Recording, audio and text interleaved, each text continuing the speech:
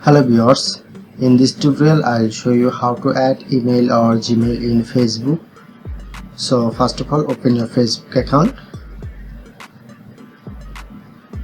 Look at the right side, tap onto profile, click on settings and privacy, and then click on settings. Look at the left side, click on see more in account center. Click on personal details, select the contact info, add new contact, select an email and type here your new email address. Click on to next and enter your confirmation code. Check email address.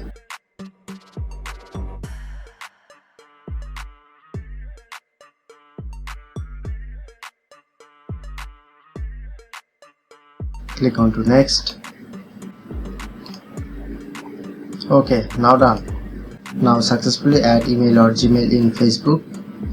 So that's how you can do it.